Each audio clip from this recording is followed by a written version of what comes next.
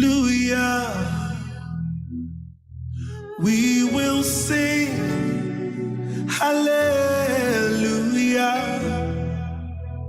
Yeah. Hallelujah. Yeah. We will sing hallelujah. Everybody raise your voice and say, Shabbat Shalom. Good morning, listeners. Welcome to a new episode of the Hour of Restoration, coming to you live from Amsterdam every Sabbath morning from 10 a.m. to 12 p.m. the same in every language. Hallelujah. We will sing. Hallelujah. Everybody, come on. Every knee will bow down. Say, every knee will bow. Every tongue confess and say, hallelujah. Every knee will bow down. Every knee will bow. Every tongue confess and say, hallelujah. Oh, hallelujah. Say, hallelujah. We will sing. Hallelujah. For all that you do and who you are. Hallelujah. We will sing. Hallelujah. So welcome. Know that you can follow us on our Facebook page, The Hour of Restoration, and also on our YouTube channel or via High Radio. And of course, don't forget to like and subscribe on YouTube and also follow us on Instagram for weekly updates. As you know, every second Saturday of the month, we have an Insta live show. So tonight we will be tuning in once again, 7 p.m. Join the conversation, join the comment section, and we hope to see you soon. Lift your voice. Hallelujah.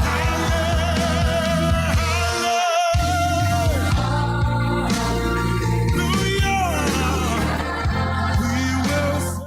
Last week, we concluded our theme witchcraft with the topic demonic possession. We will also dive into a table talk concerning the topic of demonic possession.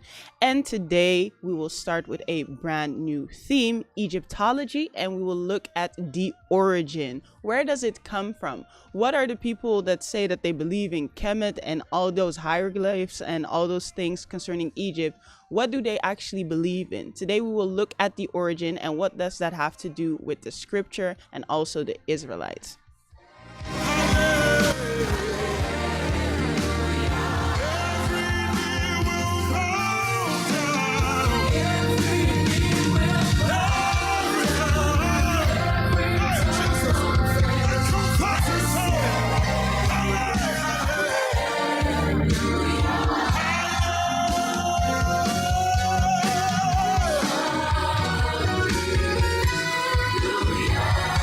We will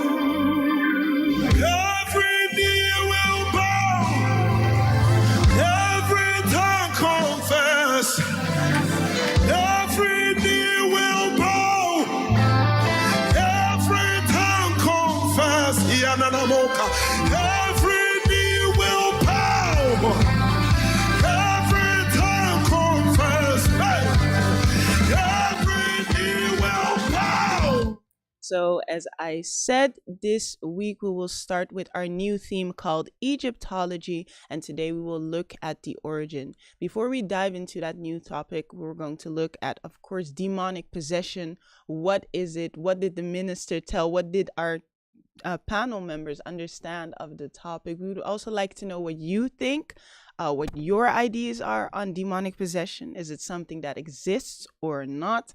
Let us know in the comment section. In a few short minutes, we will start with the table talk.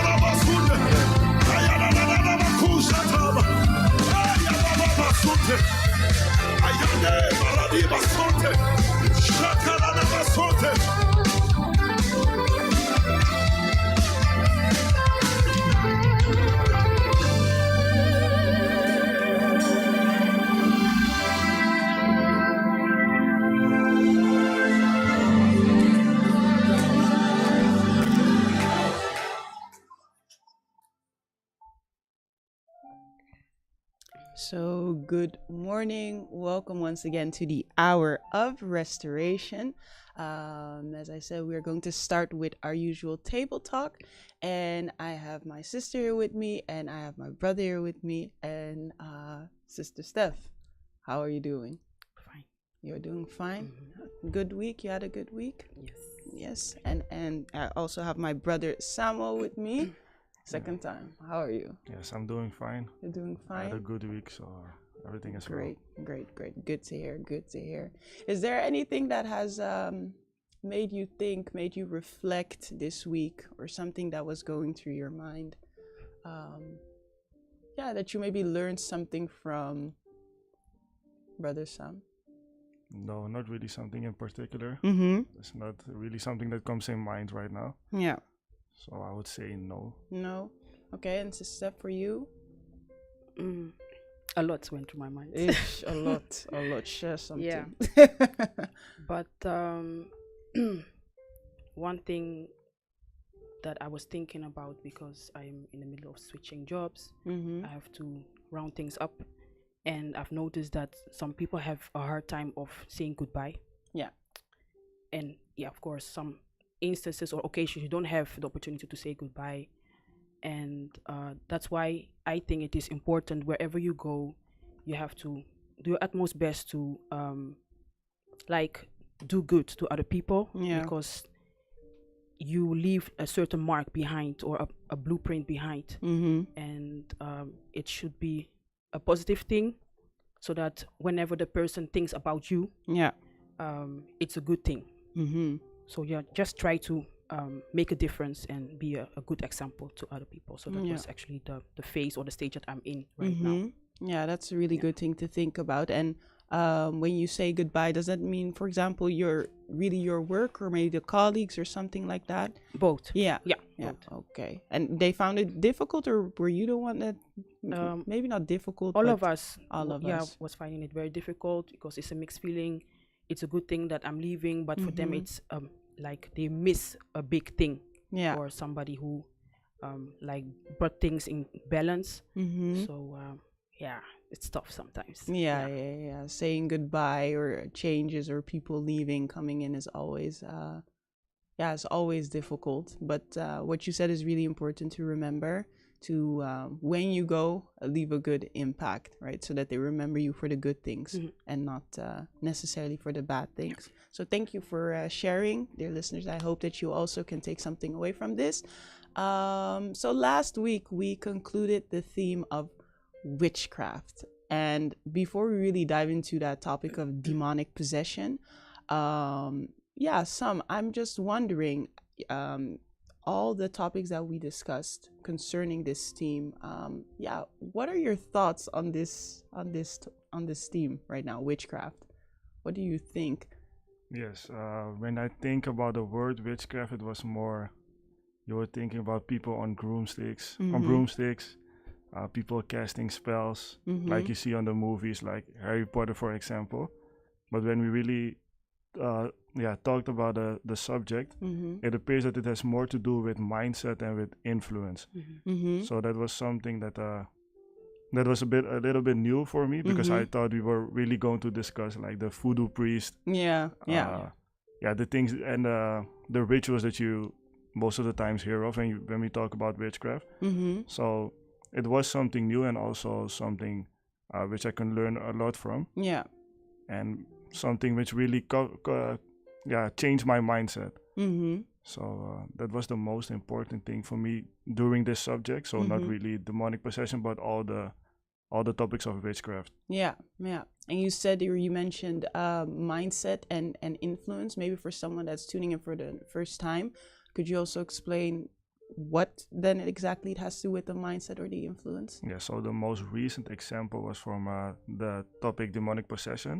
Because a lot of times people tend to overuse the word possession and not really think about what the influence is of possession.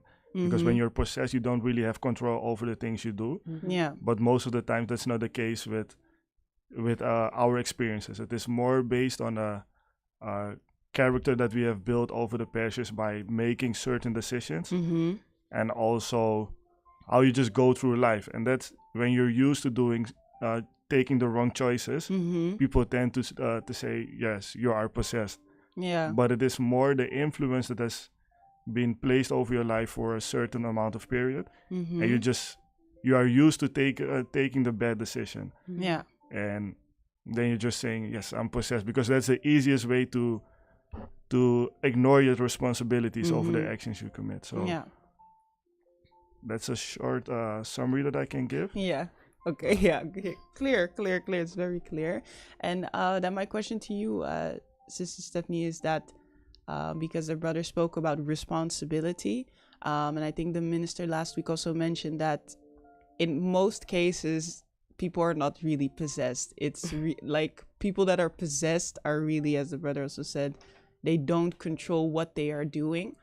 So my question to you then is, when it comes to that responsibility, how can you, what steps do you need to take to really come to that point? Because obviously for a lot of people, it's quite difficult to acknowledge that, it's me or I did something wrong.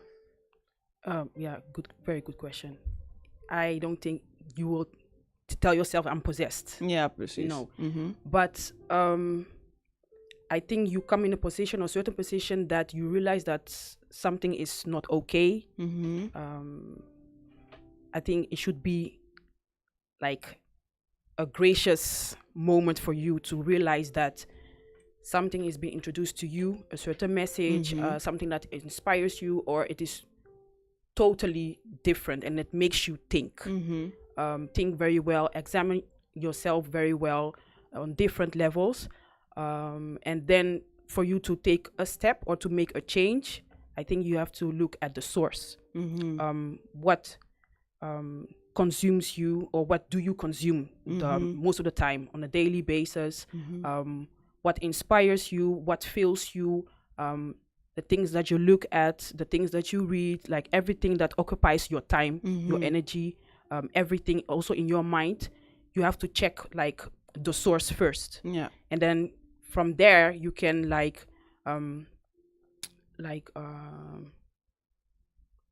say if it is good or not. If it is not good and you are the person that decides to make a change, then the thing that inspires you or the source that is bad, you should actually quit, like stop it immediately, and replace it with something good.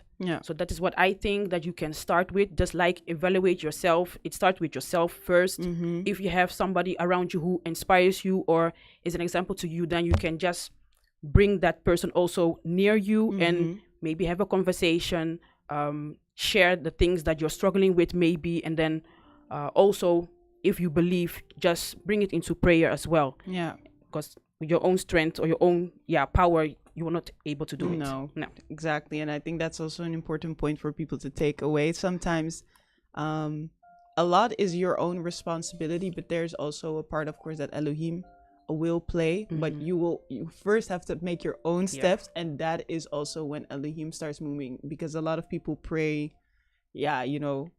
get this solved, take this away, remove this. Exactly. Like I have done that so many times myself. But there is a role that you have to play in straightening yourself out as well.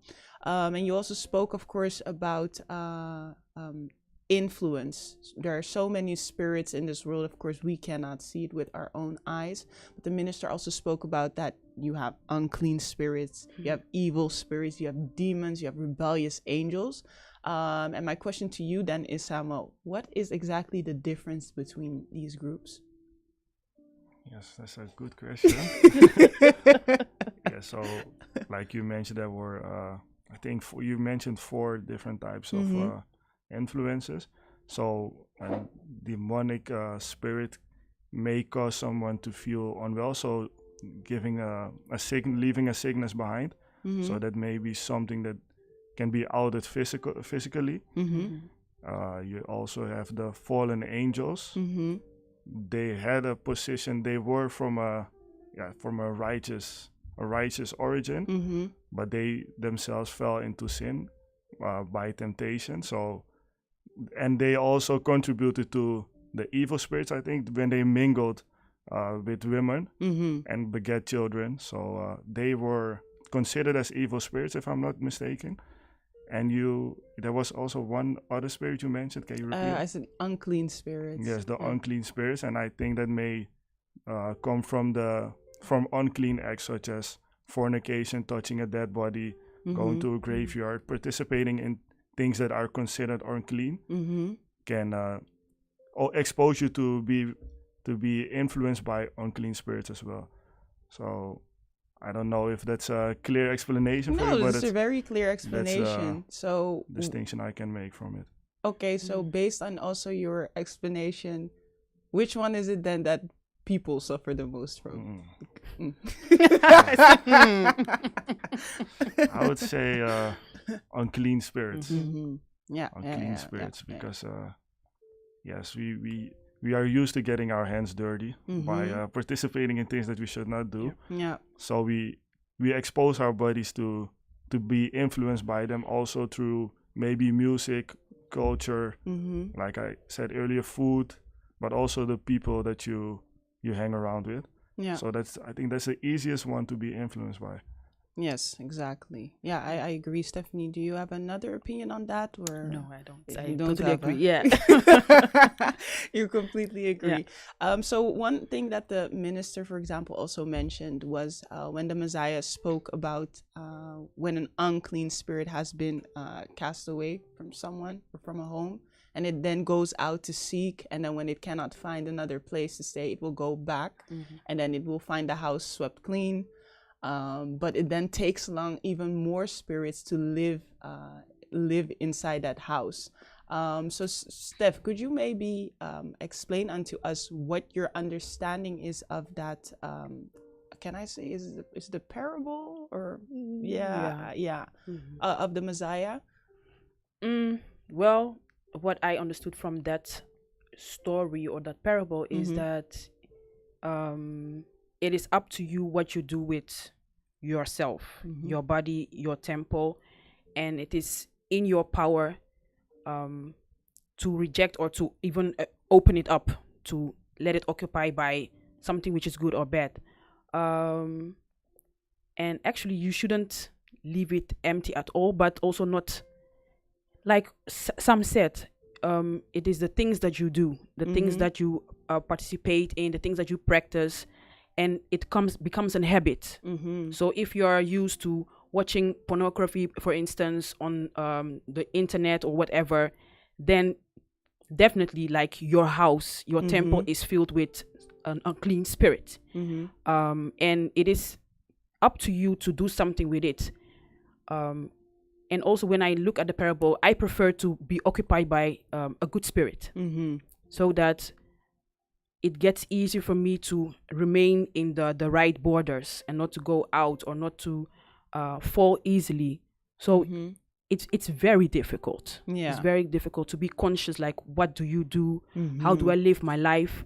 How can I become a pure person? Or how can I make sure that I make the right choices every time? What habits do I have and what should I cut? How can I cut these? So you have to ask a lot of questions, and it's easy to be occupied by an unclean spirit as I look at it. Like that. Yeah, completely agree. It's you don't even have to put in effort to be influenced by something negative or by something wrong. And I actually wanted to ask, what is the danger then in being empty? But I'll formulate it a little bit different, because what you often see is that people, maybe with the wrong habits, maybe watch the wrong things, that they will cut it off. But is that the only step that you have to take? Or should there be steps afterwards? If you cut it off, then it's still empty. Yeah. For the next one to enter. Yes. So I think that emphasis is really on it. There should be something that replaces that empty space. Otherwise, you can be influenced or occupied. But what I also understood of last week's teaching is that it's not, demonic possession doesn't happen just at once. You're not like taken over by a spirit just at once. So Samuel, my question to you then is, from what you understood, how do you come to that point of being really possessed? Like, are there certain stages? Are there things that you can notice it by, or? Yeah, I think when you really go through certain sacrifices you make and rituals to a certain extent that you can't even turn back by yourself. So this is not something that comes by influence, but really choices you make to go further. I want to give an explanation for this.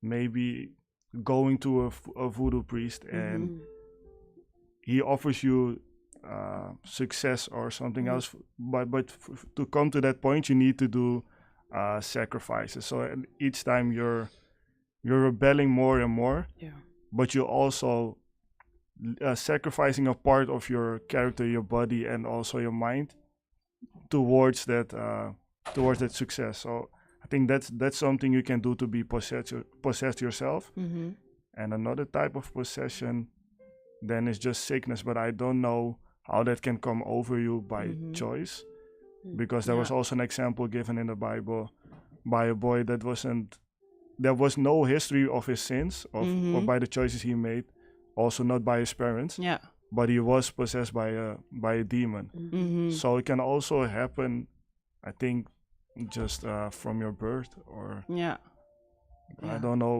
what it was influenced by. But. Yeah, exactly. So some people would say it's a generational curse. It comes from there, because that is an interesting question. I spoke to someone about it yesterday as well. When it comes to diseases and stuff, how can I say it? If you, for example, look at a lot of African countries, some diseases for them, they don't really have an explanation for it. And then they would say, oh, that person is maybe a witch, that person is demon possessed. But is there no way you can find out, trace that? Because I think it's really different for each and every disease, how that manifests itself. What are your thoughts on that, sir? It depends on which disease. If I all of a sudden fall sick right now, I don't want to mention any type of sickness, but a sickness, what I should do, or what people around me can do, is like, okay, find out, like, how did it happen? What did I do? How did I live my life? So that is how I will tackle it first. But if it is like a severe one, a common one that maybe runs through the family or within a nation or a community, then I will easily say that it can be a curse. Yeah. And how to come out of it, yeah. Difficult, huh? Yes, I do want to add on it because there were examples given now coming into my mind last week of like sodomy can lead to HIV and AIDS, and maybe also certain patterns in your food that may be unclean food but we don't know about can also lead to cancer, because cancer a lot of times is influenced by the things that you eat, but also by things like smoking, drinking a lot. So that can also influence the diseases and may lead to possession. Yeah. And I think also that example that you gave of that boy that threw himself in the fire and would then just start convulsing. Yeah, such diseases for me, it has always been a question mark. Like, what is happening to a person that you would throw yourself on the ground, start shaking, you start foaming from your mouth? I think those things, I wouldn't immediately want to put the label on it from that person is possessed or by something, but it's not normal, and that person is not doing it him or herself. Yes. So there should be a question mark. But indeed, as you guys said, But one thing about one thing about what he said, this the boy that was possessed, was it not that the purpose is to glorify the Most High also, because it was part of a miracle, or not? Yeah, because I think that's the same chapter where he then says that the disciples tried to cast him out, didn't work, and then the Messiah said, some only come out by prayer and fasting. So it had a purpose, actually. Yeah, it had a purpose, but where the spirit initially came from, that will remain a question. But you are right. Let me check. Okay, yeah, we had some sounds in our mics, but I hope everyone can hear it clearly. If not, let us know in the comment section. So my next question then is, unclean spirits come from the unclean acts that we, for example, do. And we have all lived in sin. We have all, lived an unrighteous life, made the wrong decisions. And one of the verses that was also used is rebelliousness is as the sin of witchcraft. Based on what you know right now, how can you explain this verse in the context of all the teachings that we have, Steph? Simply said, everybody who rebels against the Most High is a witch or wizard. So we were always wizards. Yeah, it was also mentioned in the show. It sounds so harsh, but it is the truth. Yeah. So every time you make that conscious choice to not obey Elohim, at that moment you are behaving as a witch. A witch or a wizard. Next time. Let us sink in. think before you do something. Yeah. And that role of, I really want to focus more also on that part of obedience, and also the stages and the levels that there are to demonic possession. Because the comment that was just made is a heavy one, and I can imagine that someone who is, how do you say that? Yeah, someone who maybe disobeyed Elohim once or something, or twice, can be shocked by that comment. So how can we apply that in the proper context? Sam? Yeah, what I was thinking about, maybe the reason that that it is called like witchcraft, because you can deceive other people. So by doing something yourself, you can become an example for people around you, and it can be compared to casting a spell, because maybe if I do something, people around me may think that it's okay, and they will also follow my lead. So they will be deceived by the things I may do. So they will think, oh, if Samuel does it, it is all right.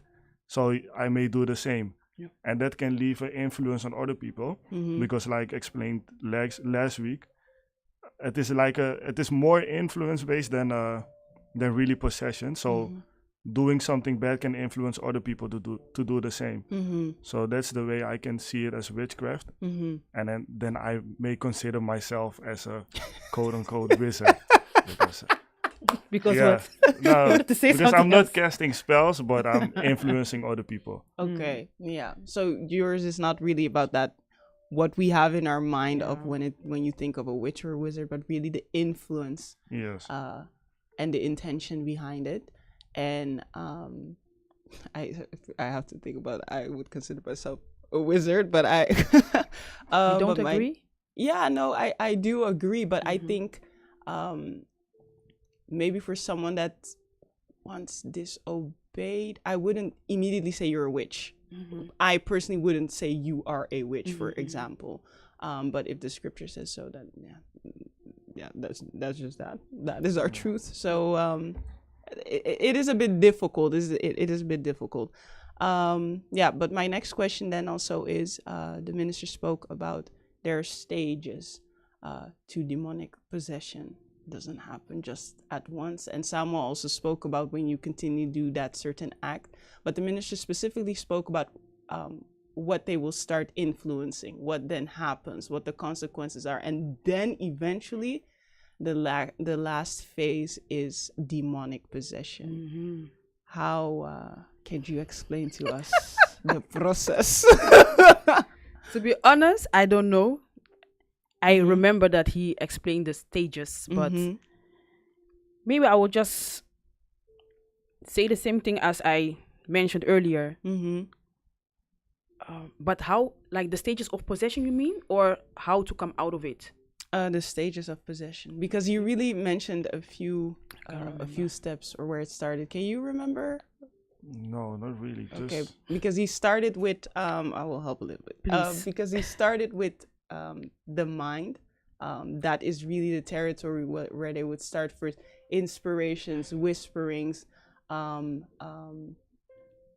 letting certain things have control over your mind. It would really first start with the mindset, and then afterwards also the decisions that you make. Does it ring a bell now? yeah, I know. Somewhere? I thought you were referring to something else, but Oh, he okay. also made a quote of an idle mind is the devil's playground. Yes. But I thought you were referring to something else because, yeah, like you explained, when you have an empty mind, you just can be controlled easily by the things that come from the outside. So maybe you're bored, you're watching TV, and because your mind is already empty, are the things that will store in your memory. You may not act on it directly, but maybe a month later when you are bored again, you may think of the things that you saw by your friends doing or what you saw on TV, and that may lead to bad influences in your mind, and that will lead to certain decisions. But really, to demonic possession, that step I can't quite remember. Yeah, because the minister, I'll fill the rest of the answer, but the minister, for example, also spoke about afterwards when your mind is really, I would say polluted or played with, that it then goes over to you see, you hear only wicked things, you see only wicked things, and that's, for example, what happens with a lot of prophets. Their mindset is so far gone that everything they see, everything they hear has to do maybe with witchcraft, the dreams as well. Yeah, everything is just, you see that it only takes a turn for the worst. But what you also often see, and that's maybe another side of it, when it really comes to a believer, is that when you continue with certain sins, certain things will be taken away from you. So your spiritual sight, your spiritual hearing, those things will also be closed off as you continue to disobey Elohim. And when you do that, there's not really communications lines anymore. So then afterwards, how are you going to hear of the righteous spirit? How is the righteous spirit going to enter? And then the last phase is indeed that you are fully empty, actually, to be taken over by something else. And as I explain it like this, what are your thoughts on that? Like, is there something that pops up to mind, Steph? Yeah. It's very complex as I listen to this. And if you're in it, if you're totally like taken over by bad forces or bad spirits or demonic spirits, you're stuck, really stuck. But when the journey starts for you to change your life, etc., etc., it also doesn't mean that it stops right away, because indeed your whole system was different, and now maybe you will face a certain period that you will still be tormented.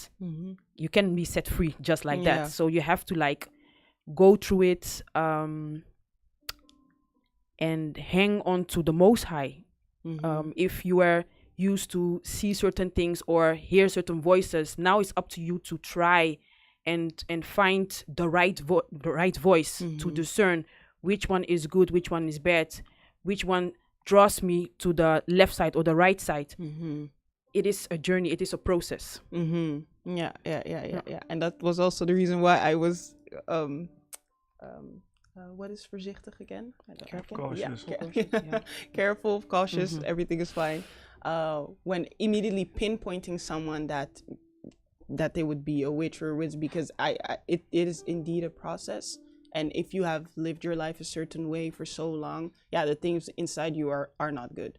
And probably when you're trying to change, the voices that you hear are probably still not to that point. So it is really constantly making a certain decision.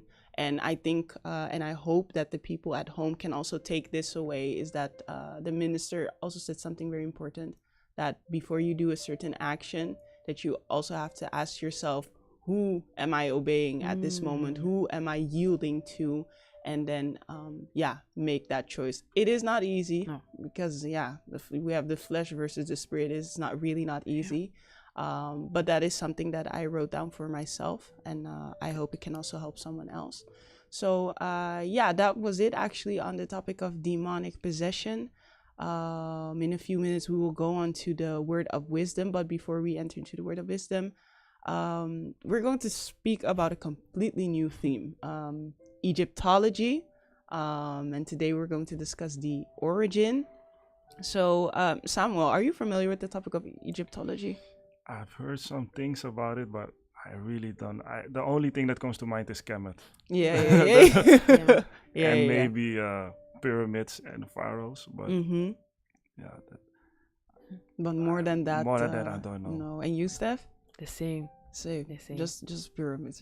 Just Kemet. Funny thing is that when we announced the topic on social media, there was somebody who said, "Hey, this topic, please be careful." I was like, why should we be careful? So I really hope the person who said that is watching and listening, because it is important, I think, to check all religions and see and like weigh them, which one is which and what is the relation with each other or not. But I don't know a lot about it, so I'm going to learn. Okay, great. Because a lot of people, and a lot of Black people especially, they are moving out of white Christianity, as they call it, and are moving into Egyptology, because they say it is the true religion of the ancestors, and those are the things that they practice. And I was wondering, Samuel, what is your take on that? No, I think Black people just always like to do something new. There's Black people are I think in every religion you can find a lot of Black people that are passionate about something. So it is more passion that is placed in Black people that they can, if they just believe a little bit in something, they will go to the extreme. So I think there's just something new again that Black people want to just have some research, and there are also always truths in, I think, in almost every religion. So it can be true, but also the direction you may go to that may differ. But you will see where Egyptology goes to and where it may lead you. Yes, that is really true. So we'll see what the minister has to say about this topic. Thank you very much, Sister Steph, and also Brother Samuel, for joining this table talk. It was an interesting conversation. This was then really the end of witchcraft, demonic possession. Know that you can always let us know if you have certain questions or if things were not clearly explained. Let us know in the comment section or send us a private message. In a few short minutes, we will go over to the word of wisdom. In the meanwhile, enjoy this song, and we will be back in a few minutes. Thank you.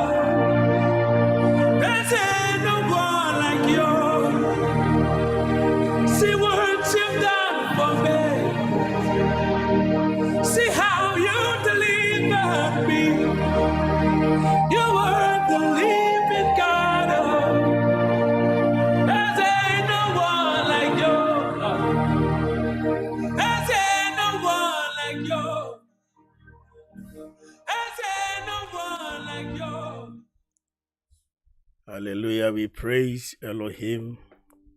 We give thanks. We give praises unto Elohim for such a great privilege.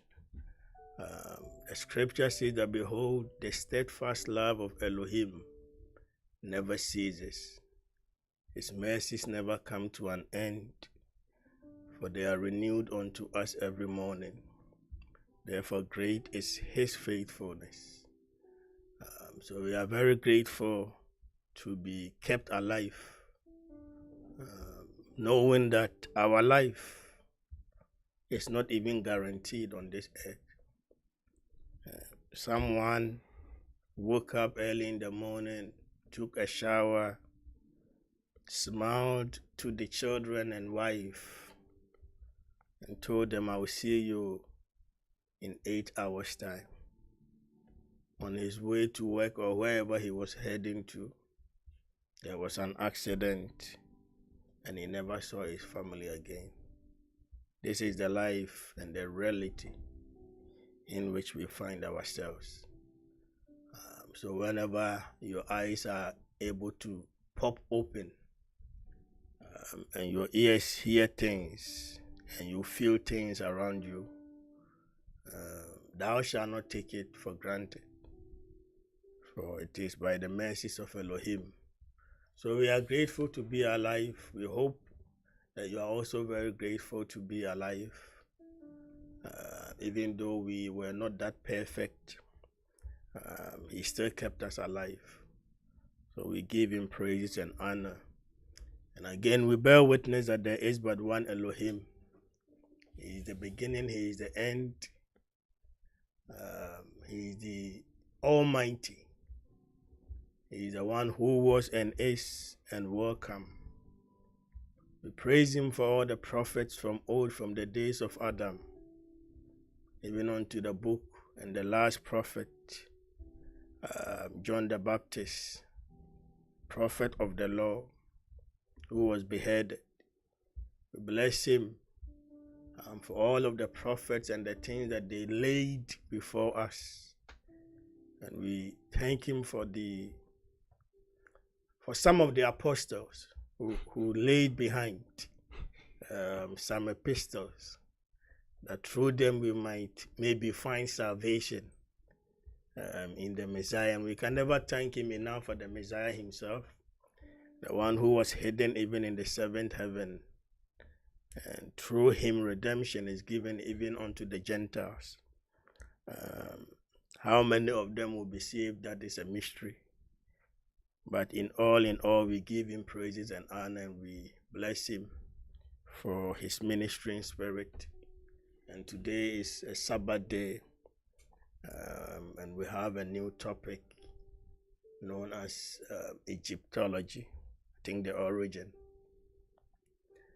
Last week and a week before, we focused on some spiritual dimensions of how a person is possessed and those kind of things. One thing that we must understand is the fact that when we talk about someone being possessed, many people think that maybe when you wake up, then your eyes is like your eyes are rolling or something, and that something is like pulling you to go and kill. The same as Yah spirit operates, so also the fallen ones. So the person is at liberty to practice his own doings, but they possess in their own time to fulfill their will. When it reaches a level, that's when a person is rendered mad or crazy. But before that, 99% of people on this earth, one way or the other, were possessed because of the things we found ourselves doing. So bear this in mind. So whenever you see yourself doing something good, I always tell you that then praise Elohim, because maybe you are of him. And when you see yourself doing crazy things, then maybe you are married to Azazel. It's plain and simple. And when you die, at the point of death, whatever spirit possessed you determines where you are heading to. So pay attention with the people you move around with, people you feel attracted to. Nowadays, we feel attracted to all manner of madness, unfortunately. All ladies are now hot. You can now go to Turkuland and get your lips done, make it bigger. That Negroes are now making their lips bigger. and their cheeks and their goodness. Now Negroes have taken over this plastic surgery nonsense. You have all of these Africans flying from Ghana, Nigeria, Kenya. They don't want to go to the gym, the ladies. So they go there, they want a flat stomach. And they give them a curve or something, the ship. They pump air and whatnot into their thighs. You see them, you ask yourself, what is this? But that is the order of the day, as it was prophesied that behold, in the last days, they will throw away the truth and they will love lies. I keep on saying a day is coming. I think when you wear normal clothes, the society will look at you like, are you all right? Where we are heading now. Soon and very soon, children will be going to school in bikinis. It's a sad story, but it's reality. So the so-called freedom that they gave you, it's not freedom for you to be a better person, but to go bananas. So we always pray that we will leave behind a righteous seed. We can but try. Whether they listen or not, that is of Elohim. But we will do our best and teach them according to the ways of our forefathers and the ways of the Ancient of Days. So greetings to all of you. Today's topic, Egyptology, and the origin of it. There are so many teachings going on. There are so many sermons going on. There are so many people claiming Kemet, yet have never even been to Egypt before. There are so many people saying all manner of things. In every religion, you have something good and something bad. But the fact of the matter is, what does your so-called religion say after you are dead? So today, by the mercies of Yahweh, we will just look at some basic principles or some basic information when it comes to Egyptology, its origin, and then we will link it to scripture, of course. For us to be in the position to really dissect Egyptology, we will need like a week because it's something which has lots of information online. So we will just be touching on some things, some basic things, so that you yourself, you can do that research. Otherwise, you will have to be reading and you might fall asleep. One thing that you must know is the fact that without Egypt, there is no Hebrew Israelites. Without Egypt, there will be no Abraham. Without Egypt, you wouldn't have Jacob. Without Egypt, there will be no Joseph. Without Egypt, there will be no Moses. Without Egypt, there will be no Messiah. So Egypt has played a vital role in the history of the children of Elohim, and will still play a vital role in the kingdom of Yah Elohim. And as we did a teaching, I think, not on the radio, but behind the scenes, and I told you that you can't separate Hebrewism from Egypt. They are but one and the same. Are the same people that chill together, and I keep on saying that you cannot tell me that 70 people went into Egypt, and after 400 years they came out, and they are all Jacob, pure-blooded Jacob. That is impossible. You have to do some intermarriages. And you know that Hebrew Israelites, that's all that they did. They loved them Gentile ladies. So when they went into Egypt, they ended up mixing with the Egyptians to the point that they became one. So don't let anybody lie to you. The fact of the matter is that, like it has happened to the Hebrews, their history, so also it has happened to Egypt. So now you see different people claiming to be the original people. You look at Egypt, it's the same.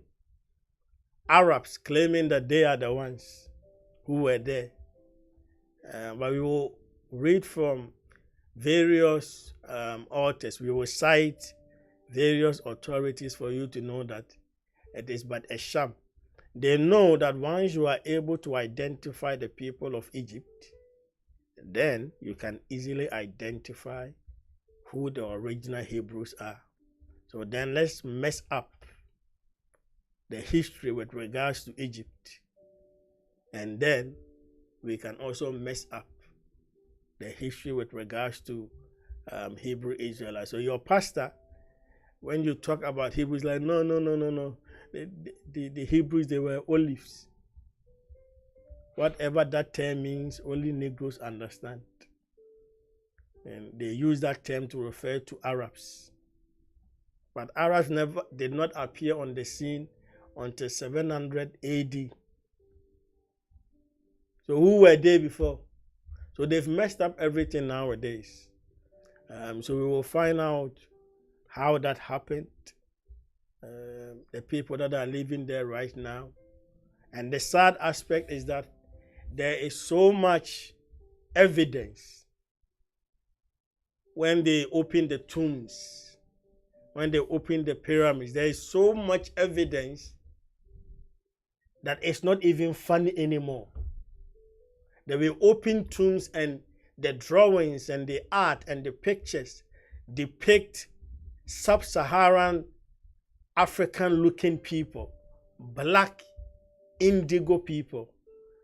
Yet a white boy will tell you, nah, Egypt was not black. A white boy coming from Europe is the one that determines who the original Egyptians were. That's how far we've come. That's how far we've come. They are the ones in history, they are like the babies of this planet. But they are the ones who determine who the Ashantis are, who the Bakongos are, who the Igbos are. Can a child name his father? But that's what they do. And when you black person, you talk, they will ask you, what is your authority? If you don't have a PhD behind your name, you can cry to mass. So I hope that you will open yourself up. I hope that you will not just believe any lie. That you will not believe something because it's coming from a white boy or it's coming from a black boy. Precept should always be upon precept. Line should always be upon line. Here a little, there a little. So you should source your information from various angles. I keep on saying that just look at the Arabs claiming to be Egyptians today. You know how sacred they see their dead bodies. Like when someone is dead, in the Arabian culture, they wash that person, clean that person, clothe that person in white linen, and they bury you, and the cemetery is regarded as something sacred. The fact of the matter is the fact that they are still opening the tombs of the ancient Egyptians tells you that it's not the same people. They don't give a damn about you. As long as they can make money from it, they are fine with it. So before we start with anything, give me 16 verse 19 of Jeremiah, and then let's start. Jeremiah chapter 16, starting from verse 19. The book of Jeremiah, chapter 16, verse 19. What does it say? O Yah, O Elohim, my strength and my fortress, my strength and my fortress, and my refuge in the day of affliction. He said, in the day of affliction, you will be my shelter. The Gentiles shall come unto thee. He said, it is only in the day of affliction, in the days that the bombs are dropping, that these Gentiles shall come unto thee, shall then come unto thee from the ends of the earth, from the ends of the world, and shall say, and they shall then say, surely our fathers have inherited lies. This is what they show you in the movie 2012.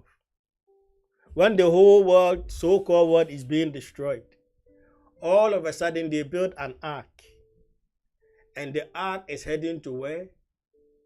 The coast of Africa, South Africa, known as Cape of Good Hope. All of a sudden, all the Gentiles are arriving. So until the bombs are dropping like it's dropping on Ukraine, Gentiles are not going to believe anything. And when they come in, like you have read, it's not that they believe in Elohim. They have no option. When your back is behind the wall, you make all kinds of promises. So now you look at Ukraine, look at it. You can't even buy oil anymore. All the talk, the big mouth from these Western Europe, they rely on Russia and Ukraine for oil. Now a liter of oil is like 5 euros. And we are the ones who have to pay for it. And the politicians are playing with us, and your pay is still not increased. And you are there, Putin must die. You are sick in your head. Who must die? So we wish them all the best in Ukraine. The same as they did not show any mercy when we were being bombed, when Gaddafi and them guys were being bombed, when Rwanda people were being... Ukraine is the most racist country on earth after Poland. Now they are being bombed. Their whole country is destroyed. They followed their prime minister, their president. This young, he's a comic guy. He thinks like war is like something funny. You put camera on you like you are a showboy, forgetting that your country is being destroyed. And they've managed to, like, through the Western media, they've made it seem as if like Ukraine is winning. But you go to Ukraine, the whole place is turned upside down. This is how sad it is. And so it shows you that we have no democracy. We have no so-called freedom. Everything is a fantasy. That all news channels have been blocked from Russia. So we can't even get real information from Russia.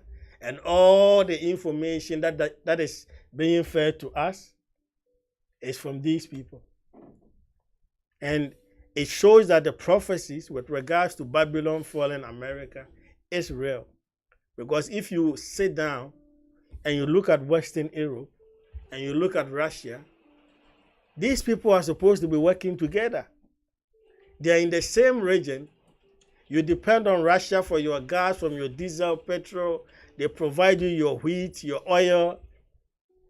Yet we are being told at school that Russia is the devil. And America is the savior of the world. So fire burn all of them. It's white boy fighting white boy. We have no mercy to show. We are already suffering in Congo and Ghana and Nigeria. So if we have any, we will extend it to our brothers and sisters. The same as these Europeans are extending it to their brothers and sisters. When Afghanistan was being bombed, you didn't see Hero 555. Yeah. All of a sudden, let us all gather money and give it to Ukraine. Why? Because they are pale skin and blue eye. In hell, they will lift up their eyes, all of these nations. So please calm down. We are still on Egyptology. What does it say? The term. So, Egyptology is the study of ancient Egypt history. So it is the study of ancient Egyptian history, language, language, literature and religion, architecture and art, from the 5th millennium BC until the end of its So when we mention Egyptology, many people just think that it's like the worshipping of ancestors or something. No. It has to do with religion. It has to do with the history. It has to do with the people. And if you pay close attention, it is only black people that are doing it through religion. All the other nations are into Egyptology because they can make money. They can find graves and mummies and put it in museums and make money. But the only people that have turned this thing around into religion are black people. Why? Because we are a desperate people. How on earth is your religion the religion of worshiping your forefathers? And the crazy aspect is that let's worship the worshiping of our forefathers. But some of your forefathers were rapists, were murderers, were killers.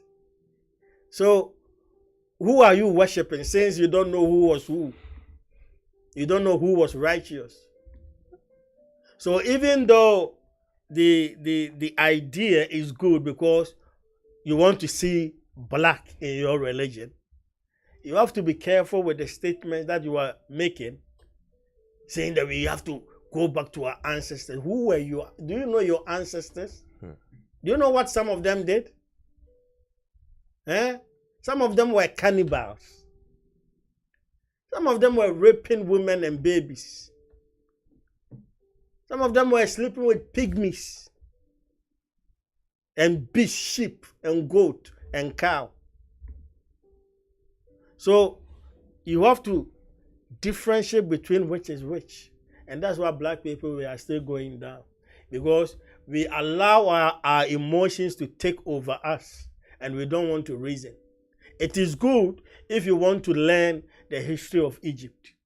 Because without that, you cannot learn the history about Congo and Ghana and Sierra Leone. Everything started from Egypt. But the sad aspect is that when we mention Egypt, many people only see the land which is called Egypt today. But if you have time and you go to Google and you Google Upper Egypt and Lower Egypt, you will see that what you even have in the north is Lower Egypt. And that the Upper Egypt is the Nubian kingdom going to the south. Because the river now is flowing. There is no river that flows to the north. The north is high. So the fact that the river is flowing to Egypt shows you that there it is down. That's why all the Asian people, they refer to where present day Egypt is as Lower Kemet or Lower Egypt. And then the Upper Egypt is where Nubia is, Sudan area. And the thing that they want to do is that they want to separate the two. Once they are able to do that, because in the north you only have Arab white looking people, then whenever you see in the news, these people on the news, then psychologically, you think that the Egyptians were Arabs. But you go to the south, or let's say the north, which is Sudan area, and the same pyramids are there. You have more pyramids in Sudan area than you have in Egypt. Yet CNN is not going to talk about that. No researchers are there Why? Because they know that once they begin to open those tombs, then you'll be like, oh, then this whole area is the same. So let's tell you, no, Egypt was white. We know that Egypt became whitewashed, the same as all the Middle East became whitewashed today. But originally, it was not so. So we hope that you will learn something. So the definition of Egyptology was, it looks at what? Art, architecture, religion, and what? And language. That's right. And history. That's right. Do you speak Egyptian language? Huh? You call yourself Kemet. Everything is Kemet. They can piss you off. Everything is Kemet. It's like them guys. Everything is Hebrew. Trying to make everything in this world Hebrew. There are other tribes who are not Hebrew that were living life. Don't try and claim everything. Everything is Hebrew. Everything is Egyptologist. Everything is Kemet. Kemet. Huh? Oh, listen. Ancient Egypt. Ancient Egypt was a civilization of ancient Africa, concentrated along the lower region of the Nile River. So, in this thing, I'm not speaking about the Egypt you see today. I'm speaking about lower and upper Egypt. It was one kingdom ruled by different dynasties. But nowadays, when even the people are people that claim that they are Egyptologists, what kind of images do they show you? They only show you present day Egypt. So they have even rejected the darker hue in Sudan. Everybody is obsessed about what is located in the present day Egypt. But there, many things have been messed up, because in the north, or let's say the south, the present day Egypt, you had so many influence coming from the east, coming from Europe, who took over. And that's when they started to change things. That's why sometimes some of the drawings, you will see clearly that this is whitewashed. Listen. Ancient Egypt was a civilization of ancient Africa, concentrated along the lower region of the Nile River, situated in the place that is now the country Egypt. And so what he is reading now is a quotation. It's more focused on present day Egypt. That's why he said that it is situated in the lower reaches of the Nile River. That's why it is known as Lower Egypt. Listen. Ancient Egyptian civilization followed prehistoric Egypt and coalesced around 3100 BC. It was 3,100 years before the Messiah. So this it was a superpower. Today, the European powers are not even 500 years. Look at how they are behaving. You have kingdoms, you have dynasties, you have empires that ruled for thousands of years. And they never thought that their end will come. And nowadays, you look at the same thing. Look at America. They behave as if they are God. They are the ones who can, they determine what your currency worth is. No matter how much money, look at what they are doing to the Russian oligarchs. Can you imagine you are a billionaire and you wake up and your account is frozen? For he causeth all men to receive a mark that no man should buy or sell. Who is able to do this? If not the daughter of Babylon.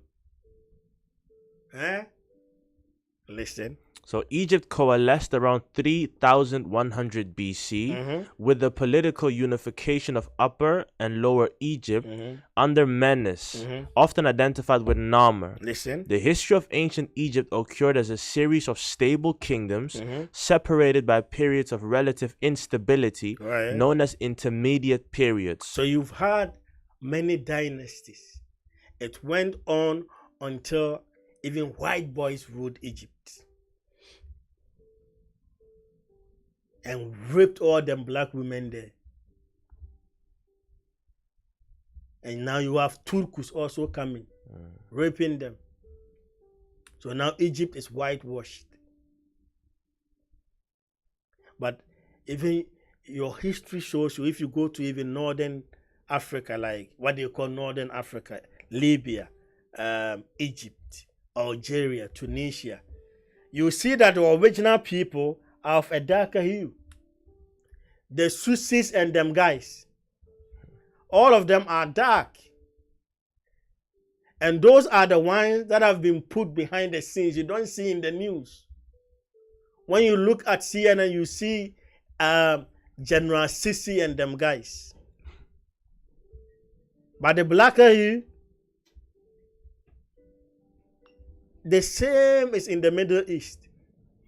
You go to Palestine, you have the same thing. You go to Iraq and all of those Arabian nations, Saudi Arabia, the same thing. You see that the original people are of a darker hue, but they don't make the news. That's why he said that the tabernacle of Edom and Ishmael, they have taken crafty counsel against thy hidden ones. So they are in bed, these Arabs and them white boys. And instead of you to pay attention, you think it's all about love. Jesus came to love. He came to love who? Huh?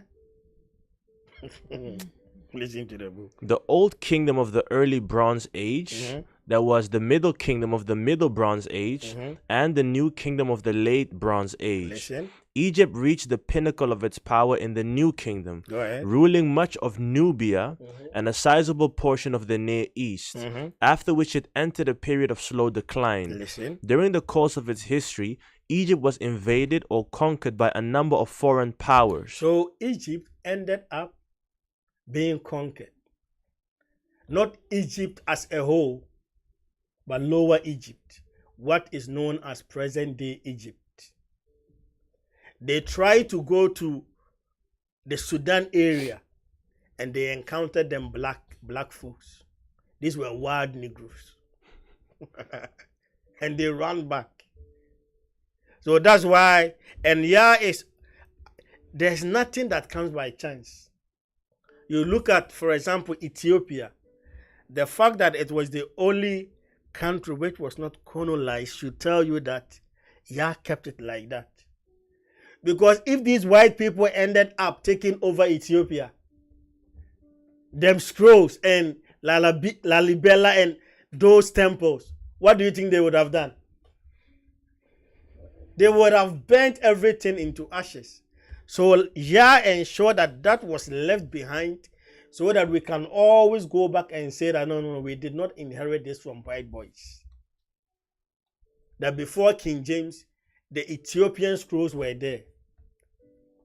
Before any Latin book, them Ethiopian books were there. Listen to the book. During the course of its history, Egypt was invaded or conquered by a number of foreign powers, including the Hyksos, the Libyans, the Persians, and the Macedonians under the command of Alexander the Great, or the Greek. Macedonia, that's what we read in the book of First Maccabees. We will touch it later. Now let's jump to the first explorers and read some sentences. So the first explorers were the ancient Egyptians themselves, prompted by a dream he had. Listen to this very carefully. The first people were the ancient. And when we talk about ancient people, it has no white boys in it.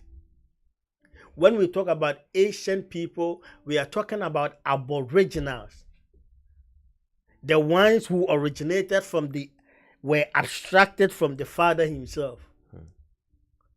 So when you read this and it says that were the ancient Egyptians, then the question should be, then what happened? Where are the ancient Egyptians? Listen. So the first explorers were the ancient Egyptians themselves.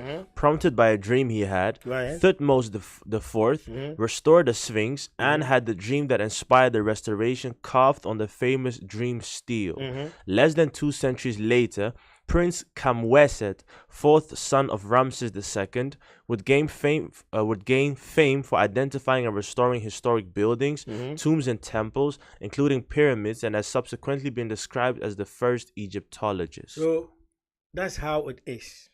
That is fine. That's a lot of reading. Now let's go to the second period. Just read the first sentences. Let's be jumping. So the Greco-Roman period, right? So after the ancient people ruled for, they didn't rule for 50 years, they ruled for thousands of years. You open your Bible, when Greece was mentioned, it was thousands of years. But before that, you read about Egypt.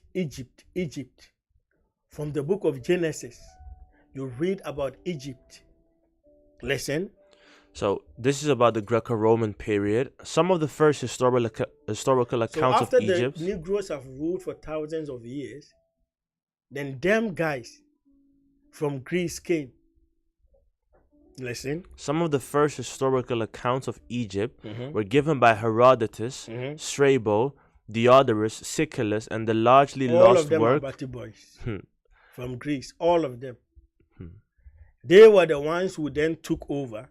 Because they came to learn medicine, they came to learn science, they came to learn religion. So when you talk about Venus, and these were all Negro gods. And when they've learned it, now they begin to change names, because now they begin to name things as they've been doing. That's why so many things have been corrupted. That's why you cannot track your history. Because now you go to your hometown, and your hometown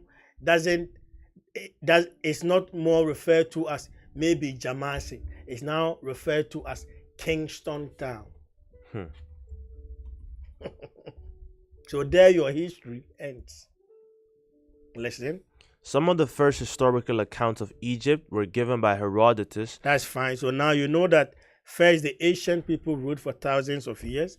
Then the Greco-Roman period came, and then after that you had the Middle Ages. Listen. So throughout the Middle Ages, travelers on pilgrimages to the Holy Land would occasionally detour to visit sites in Egypt. So many people that were heading to Mecca, many people that were heading to what they call the Holy Land, they were passing through Egypt. So it ended up becoming like an area where trade was established. And once you have so many people from various regions coming into your country ends up losing its history. Now other people start to mingle with your affairs, interfere with your affairs. They begin to now marry the locals. So after a period of time, you will see that your strength diminishes. Listen. So throughout the Middle Ages, travelers on pilgrimages to the Holy Land would occasionally detour to visit sites in Egypt. Destinations would include Cairo and its environment, where the Holy Family was thought to have fled, and the Great Pyramids, which were thought to be Joseph's granaries, built by the Hebrew patriarch to store grain during the years of plenty. A number of their accounts have survived and offer insights into conditions in their respective time periods. So you see that many people believe in all manner of things. So because of that, that's how these religions came out of it. Because now this guy believes this tomb or this pyramid was used by Joseph. This guy believes this was used by Seth. This guy believes this was used by what they call him Tutu Ankenan, which is Tutu Ankoma. So you see these white people, instead of them to go to the ancient people for the pronunciation of these things, they won't.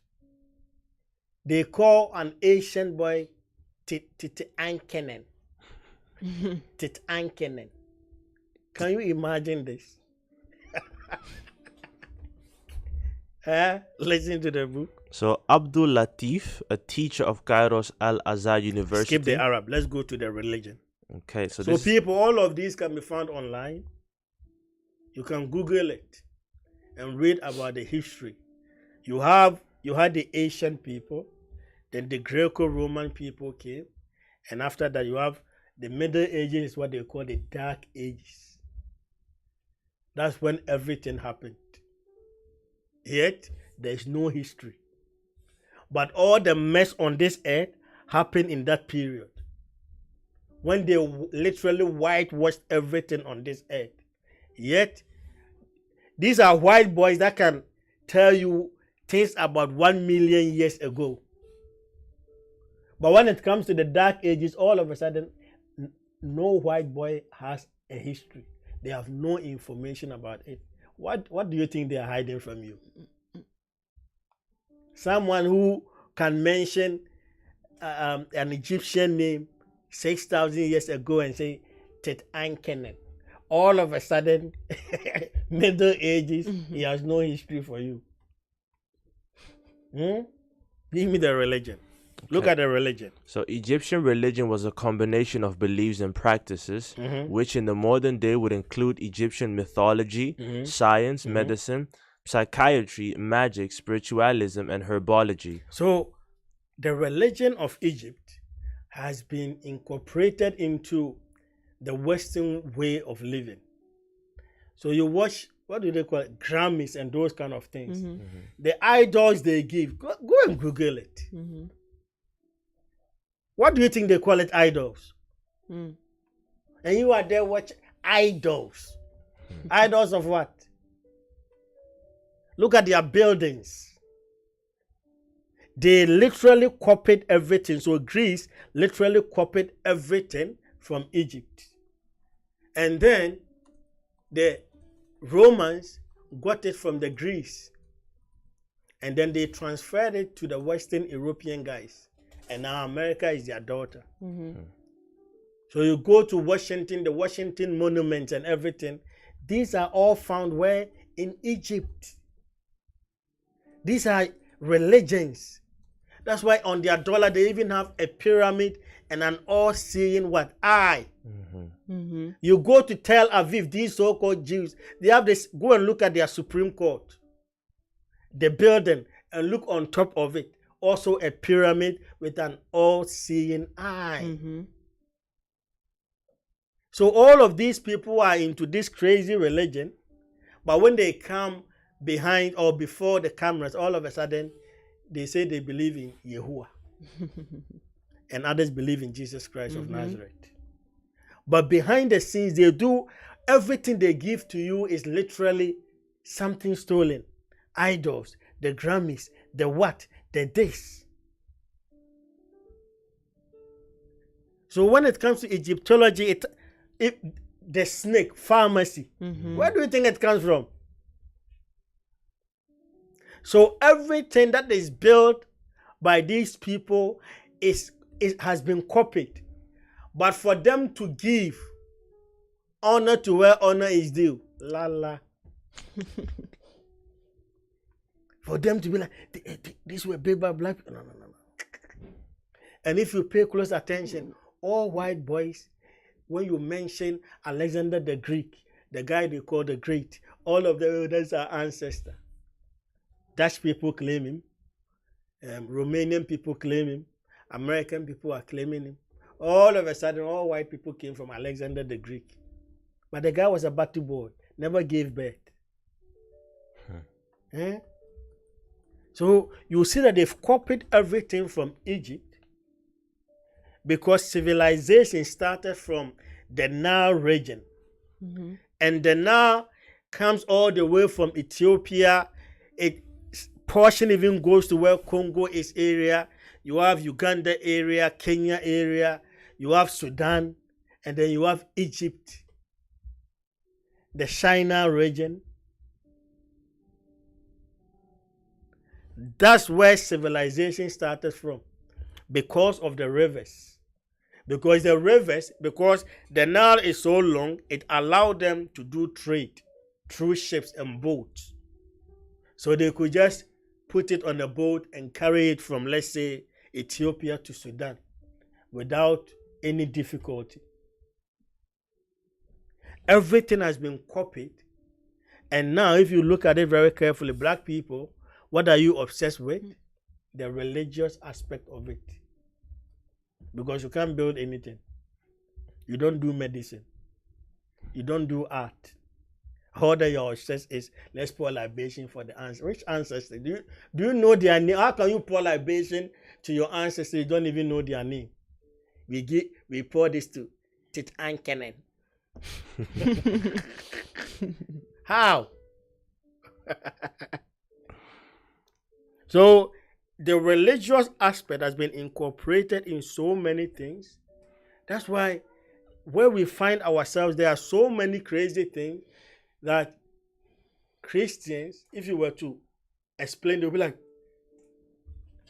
but as long as it's coming from Europe, they don't see anything wrong with it. They don't call it idol. They don't refer to it as idolatry. But as soon as they see a black mask, whoa, they have to pray. They have to chant. Listen. So, Egyptian religion, I'll read it once again, was a combination of beliefs and practices which in modern day would include Egyptian mythology. So you have the method, and that's why they have movies. It's known as the gods of Egypt or gods of Egypt. Gods of Egypt. They put white boys in. Yep. Tanned. Where were Egyptians worshiping white gods? So that's how they trick you. Once you watch those things, they bring people from Texas and place them in Egypt and dress them as the gods of Egypt.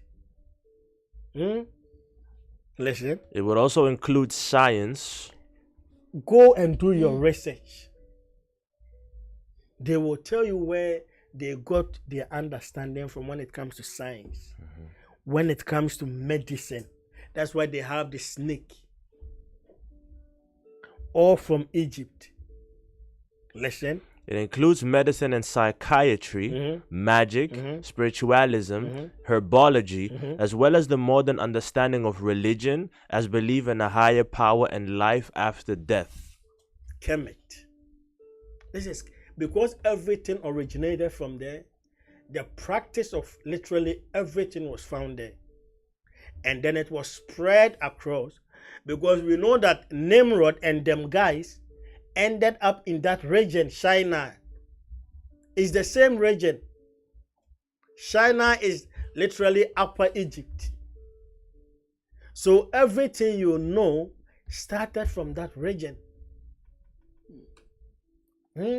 Started from that region.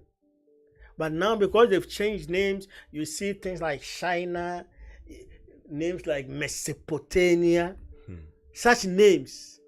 You go to the Middle East, nobody knows anything about Mesopotamia. The Arabs living there, they've never heard the name before. Yet Europeans are telling us the region was called Mesopotamia. How? They change everything. They tell you the ark, Noah's ark, went to Turkey. They call it Mount Ararat. Do you think Elohim is so mad that he will send all of these beasts in so-called ship to Turkey? How did they come back to Africa? Where are the lions at in Turkey and the elephants? Where did they go? And the baboons and the gorillas, where are they? So they give you these things, you see them, and you don't stand still and be like, hey, but wait a minute. If it was placed there, how come all of a sudden all of these animals mentioned in the scriptures are not found in that particular region? And that region is even cold. How is a baboon going to survive there? A baboon and a gorilla and an antelope. Listen to the book. So going to the portion where white scientists talk about how ancient Egyptians look like. Yeah, so we are going to show you because we are just giving you bits and pieces because the information is too much. We can't do all in 1 hour. So we are giving you bits and pieces. Go online. There is so much information there. You have to put on a filter. Wherever you see white, you put black there. That's all that you have to do. If you don't do that, they will mess up your logic. So we are now going to look at what those are the people that were there. Not what someone who is now 50 years is telling you. But those people, them guys, 500 years ago, 600, 700 years ago, they didn't have any hidden agenda because they had access to them books. So look at what they wrote down so that you know that Egypt is not what you see today. The Arabs are showing you that they were not white-looking Arabs. Listen. So this is the first reference, and it says, the first tribes that inhabited Egypt, that is the Nile Valley between the Cyrene, cataracts, and the sea. And the Cyrene, you guys know, we've seen it on ancient maps. Cyrene. The guy who carried the so-called cross of the Messiah is from that region. When they make these movies, which color do they give that guy? He's the only black person in the Jesus movie. A black Negro is what? It's a coolie, he carries things. So he came to want to carry a cross. Do you see what they are doing with us? When they give you Jesus Superstar, what do they call that movie? Jesus Christ Superstar. That movie. What a blasphemy. And this funny thing is, only white boys can make such movies. Black people, everybody is scared. But these guys, Edom, they can do everything for money. Cyrene, a black Negro. So when they were teaching us back then, they would tell you, yeah, black people are also important. You know, like we had Cyrene, Simon from Cyrene, the black guy who came and carried. Oh my goodness, these white people can brainwash. And they brainwashed our people, and our people were also teaching this nonsense in the church. That you see, we are also very important because when the Messiah was about to die, nobody could help him, and it was a black man from. What is wrong with you? What is wrong with you people? The same Cyrene is mentioned in the book of Acts 2. When them so-called Holy Spirit fell, they also received it. But they don't teach you these things. They only teach you that the guy was carrying a stick or a cross. Therefore, you are a slave. Just be as long as you help the white boy, you will make it to heaven. That's what you are teaching our children. Wow. And you go and sit there Sunday, you are like, clap your hands for Jesus. You've been clapping. Look at your hands now. Listening to the book. So the first tribe that inhabited Egypt, that is the Nile Valley between the Cyrene cataracts and the sea, came from Abyssinia. Abyssinia is Ethiopia. So he's saying that the first tribes that lived in Egypt, they were from where? Came from Abyssinia and to Sennaar. Sennaar is what is known in your scriptures as Shinar. And when you do the definition, they will take you to the Middle East and tell you it was Mesopotamia. Yet this thing is telling you these are what? African countries. The ancient Egyptians belonged to a race quite similar to the Kenus or Berbers, present inhabitants of Nubia. So this is a quote from 1867 by founding Egyptologist Champollion Figeac. Listen. So Dr. Larry, this is the next reference, investigated this problem in Egypt. He examined a large number of mummies, studied their skulls, recognized the principal characteristics, tried to identify them in the various races living in Egypt, and succeeded in doing so. The Abyssinian, the Ethiopian, seemed to him to combine them all, except for the black race. That's all that we want to hear. So he's showing you that they look like the Ethiopians. Unfortunately for them, Ethiopians don't look like white boys. But these things, they don't teach in the schools. When they show you Pharaoh movies, they don't use Ethiopian people to do it. Eh? They use the, what are these actors in these white boys? I don't even know their names. Who are you referring Any white boy. anyone. They use DiCaprio. Clint Eastwood and that guy, DiCaprio. Leonardo, that guy. Yeah, DiCaprio. Anyway. Those are the people they use. But these white people go to Egypt. If they don't wear hat, the sun will burn them down. What are you talking? You can't cheat nature. Listen, now jump to the rest. Okay, so this is another reference. We are giving you sources so that you know what the ancient authors said about the color of the people of Egypt. Listen. So the Colchians are Egyptians because they are black skinned and have woolly hair. That's one source. Listen. So the next one says the Greek oracle of Dodona was Egyptian because that the dove is black. It gives us the understanding that the women are Egyptian. So this source is from Herodotus, his own book. This is from the Greek, one of their main, like their master of history. He is telling you that the ancient Egyptians were what? Are black like the raven. Listen. So there's another source from Aristotle. It says those who are black are cowards like the Egyptians and the Ethiopians. Plain and simple. Hey, Negroes. What have we done to them? Hey, because you can't say this about Arabs or the Chinese.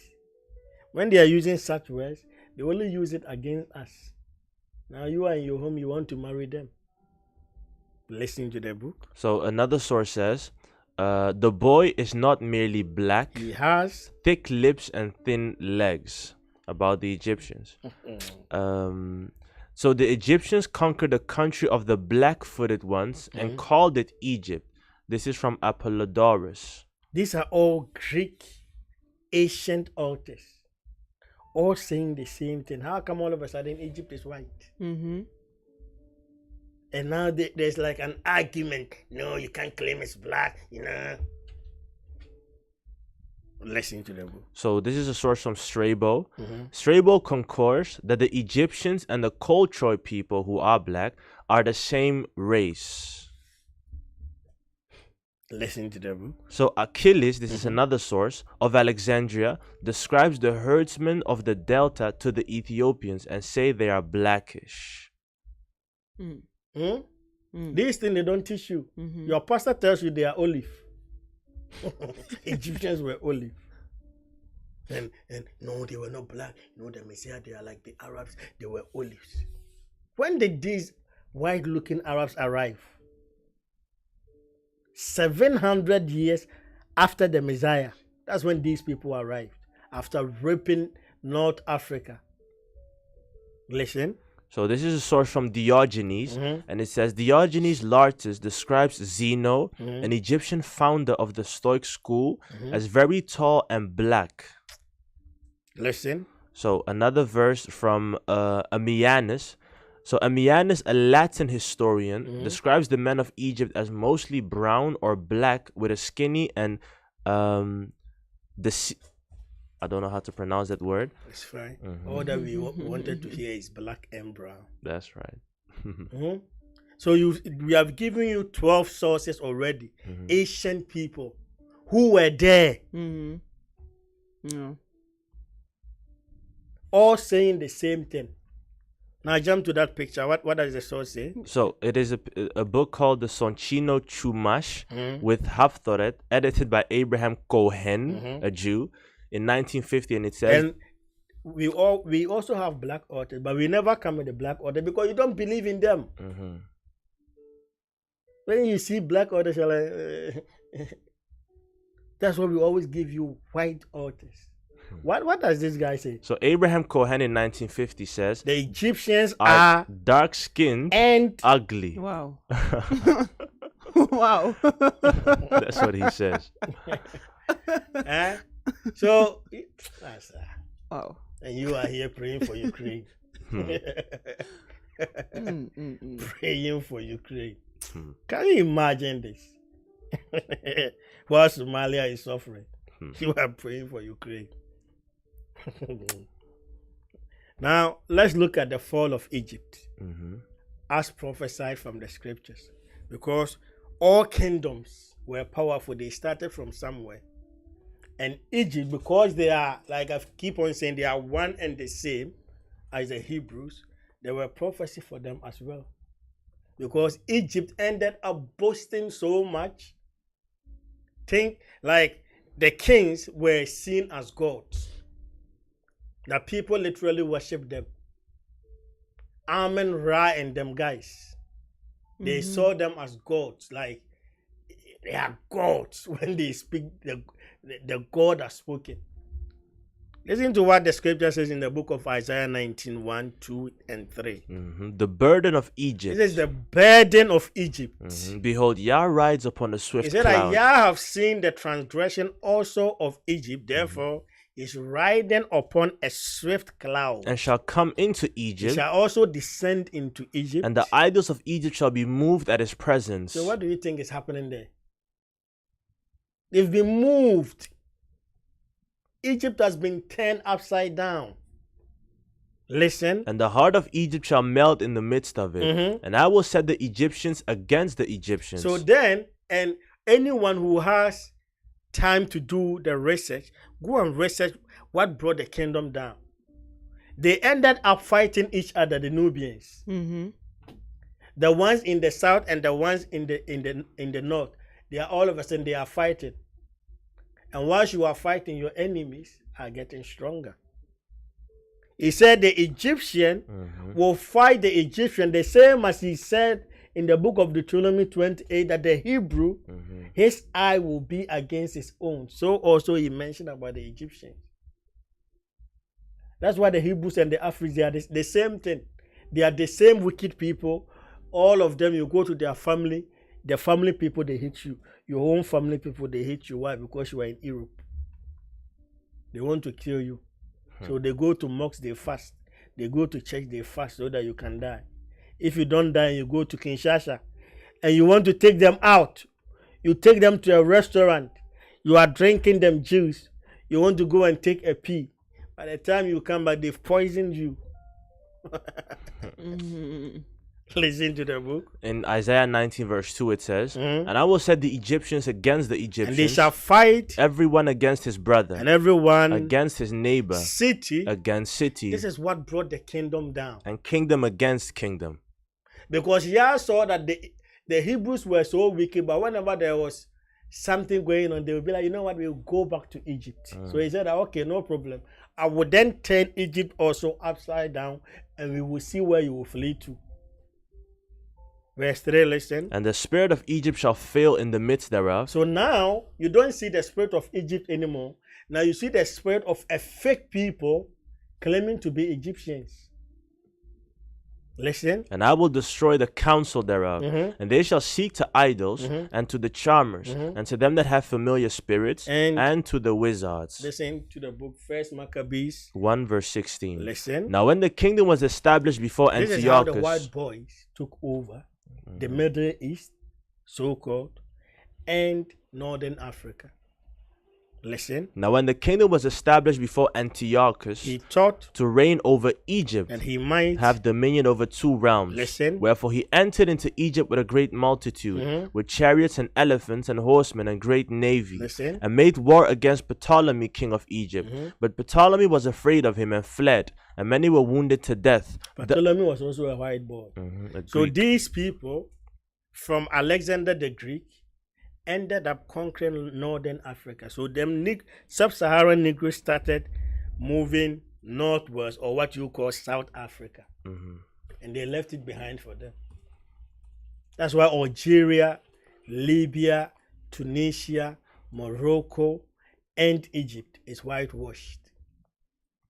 Listen. Thus, in verse 19, thus they got the strong cities in the land of Egypt, and he, Antiochus the Greek, took the spoils thereof. Listen. After that Antiochus had smitten Egypt, he returned again in the 143rd year, and went up against Israel and Jerusalem with a great multitude. Yah first touched Egypt, as he promised the Hebrews, and then after that he touched the Hebrews, and turned both people upside down, both nations upside down, all whitewashed. Now let's look at Egypt in the scriptures. So Egypt occurs 611 when times. you open your scriptures, Egypt appears 611 times. In the King James Version. After Israel, Egypt is second in line when you talk about a nation mentioned so many times in the scriptures. Let's look at some of them. Genesis 12 verse 10.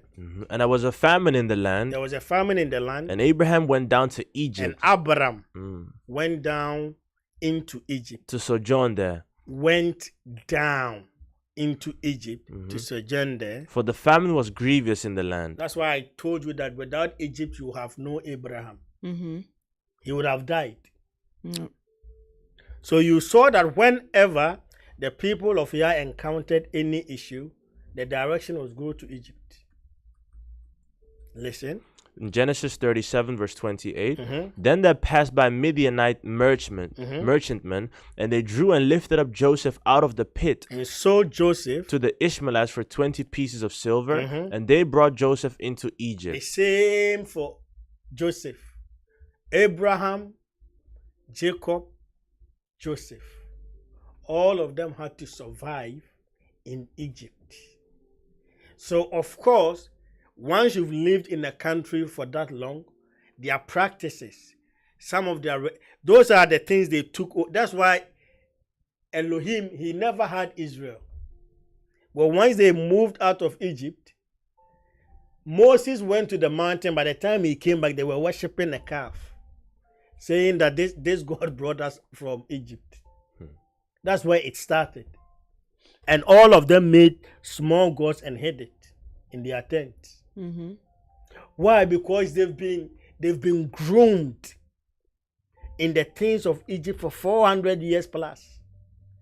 Look at us, you people who are born here. Can you imagine your children who will also be born here, and their children also born here?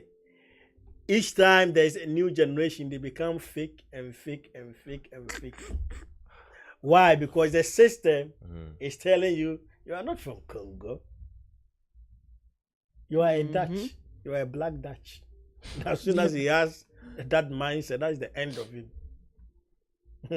Listen to the book. Genesis 41 verse 41. And Pharaoh said unto Joseph, Yes, sir. See, I have set thee over all the land of Egypt. You see? Verse 43. And he made him to ride in the second chariot which he had, and they cried before him, Bow the knee. And he made him a ruler over all the land of Egypt. Listen. Genesis 42 verse 1. Now when Jacob saw that there was corn, Jacob himself, the guy you call Jacob, saw that there was corn in Egypt. Listen. Jacob said unto his sons, Why do ye look one upon another? Listen. And he said, Behold, I have heard that there is corn in Egypt. Get you down thither, and buy for us from thence that we may live and not die. Listen. So Genesis 41 from verse 45. And Pharaoh called Joseph's name Zaphnath Paneah. And he called Joseph's name Zaphnath. Joseph's name, his wife was an Egyptian. His two children were Egyptians. What do you think? What are you talking about? Yeah. Huh? And the wife was a daughter of a priest of Egypt. Madness. So she will influence Joseph. But these are things you think, oh, them guys, as for them, they also encountered things. They were human beings. But when you read, you think they were so, they were dealing with stuff. Listen to the book. And Joseph went out over all the land of Egypt.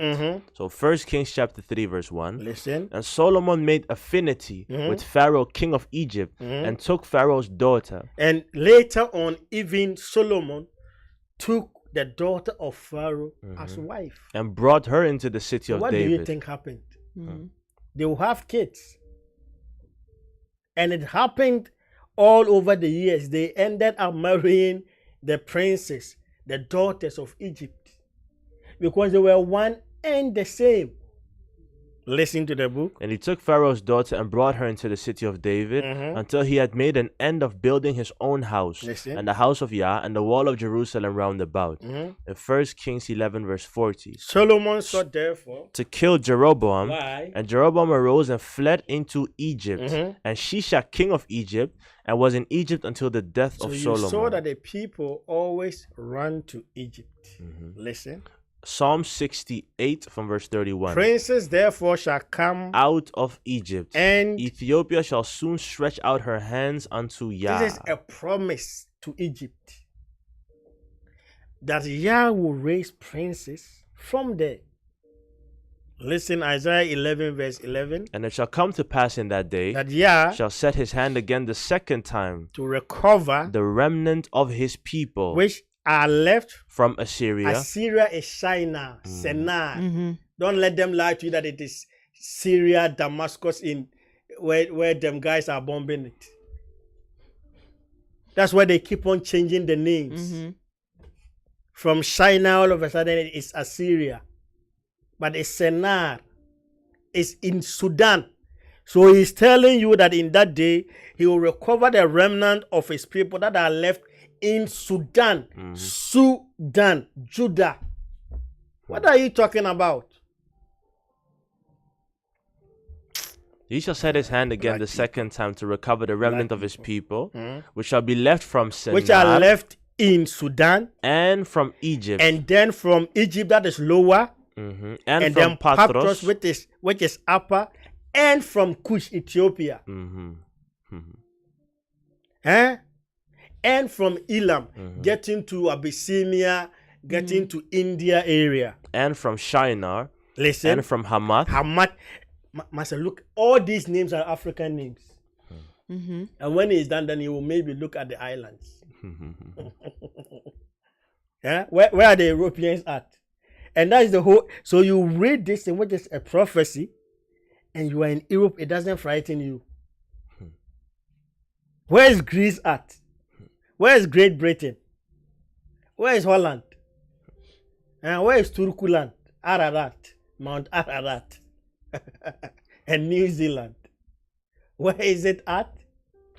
Listening to the book. Isaiah 19 We are from almost 20. done. Within 10 minutes, we are done. Listen. Isaiah chapter 19 from verse 20. And it shall be for a sign and for a witness And this shall be for a sign and a witness unto Yah of hosts in the land of Egypt. See, listen. For they shall cry unto Yah because of He their said that his oppressors. people left now in what is known as Upper Egypt, Sudan area. They will cry unto Yah. Because of the oppressors. Who are being oppressed? Go to Sudan.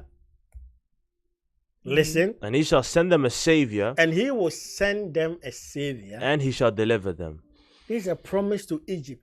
And Yah shall be known to Egypt. And then Yah, in chapter 19, verse 21, Yah shall be known unto Egypt. And the Egyptians shall know Yah. And Egyptians, black Egypt, not the Arabs, shall know Yah in that day. in that day. And shall do sacrifice and They will oblation. even sacrifice and do oblations, prayers. Yea, they shall vow a vow unto They Yah. will even vow a vow unto Yah And and perform it. Verse 22. Listen. And Yah shall smite Egypt. And then Yah will also smite Egypt. He shall smite and heal it. You see, the same promise he promised what? The Hebrews. That he will also smite the Hebrews. He will punish us, yet will heal us. And they shall return He even doesn't to promise Yah. this to Edom, or to Rome, or to Greece, or them Latinos. Listen to the book. And they shall return even to Yah, and he shall be entreated of them, and shall heal them. Master, these are promises that Yah is promising Egypt. Why? Because they are one and the same. When he said that even Hebrews will go into captivity, he even said the same thing about Egypt. That they too shall also go into captivity. Why? Because they are the same people. Listen to the book. Psalms chapter 68, verse 31. And princes Shall come out of Egypt, and Ethiopia shall soon stretch out her hands. So this is unto what they Elohim. don't want you to know. So our people that are obsessed with Egyptology is not because they have found any truth.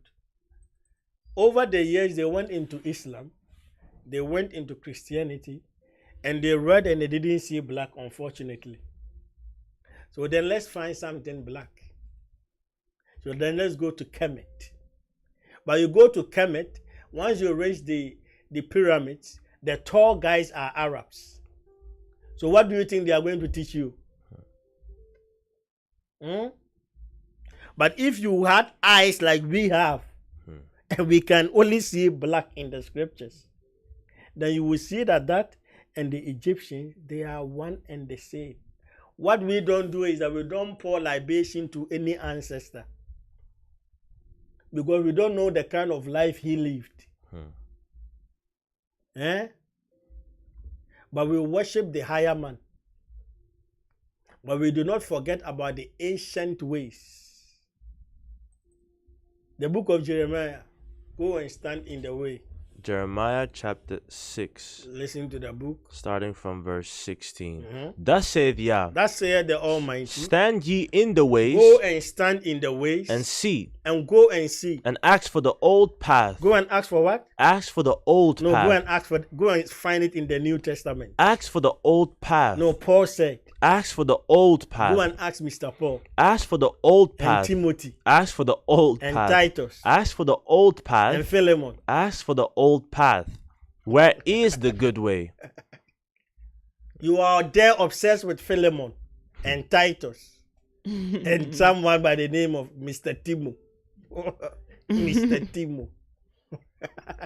But the ancient part, Lala, you don't want it.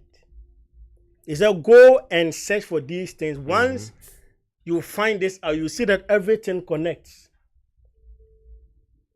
Then you will love your Egypt and still serve Elohim. Because it's the history that we are focused on. You can't worship history. Neither can you worship medicine and art. How can you worship something you have made? So you are there worshiping things that you have made and claiming that because it's black people we have to do. No, not us. But we see Egypt, the art and everything, and it makes us happy. We know that, of course, there was some fraud with regards to religion and everything, but every nation has it.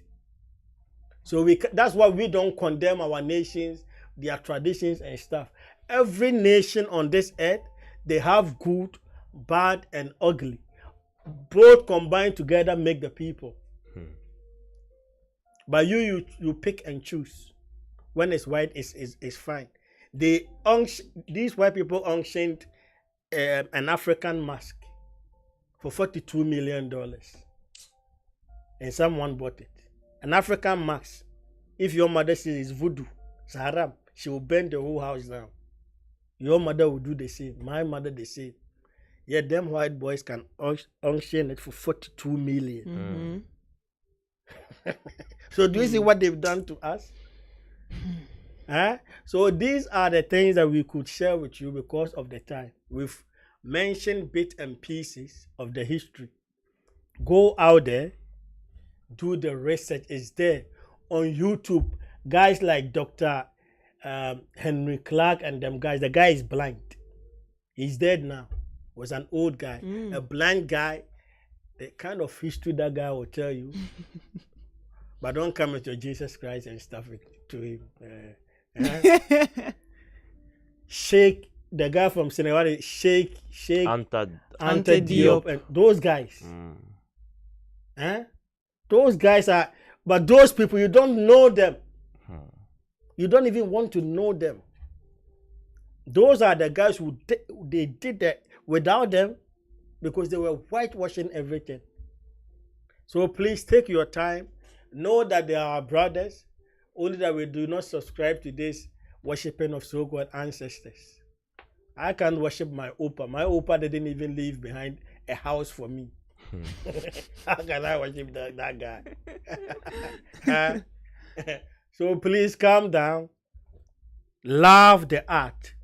Love the history. Love what they created. What they ended up doing. But worship your Elohim.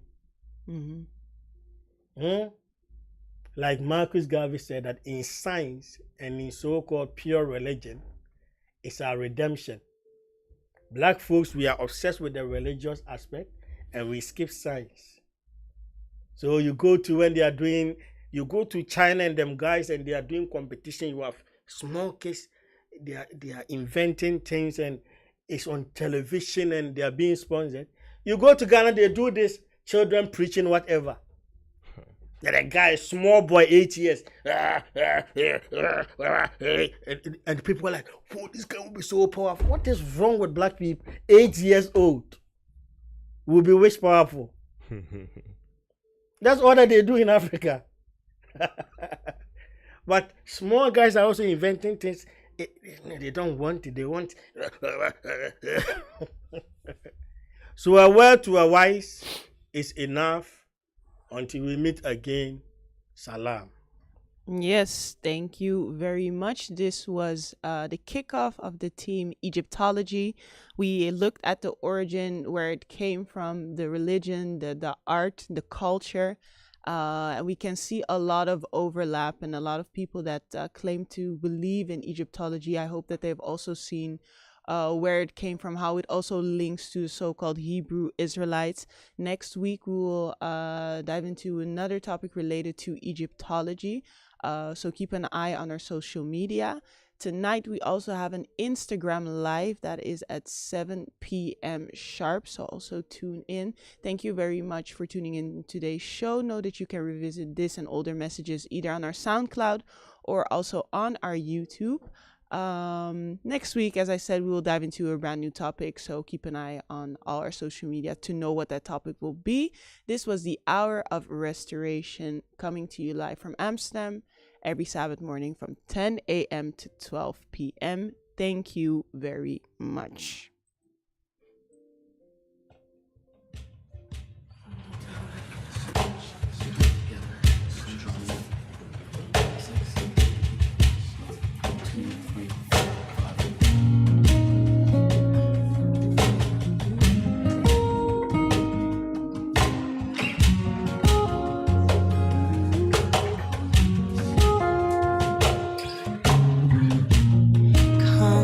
Draw near as we worship you.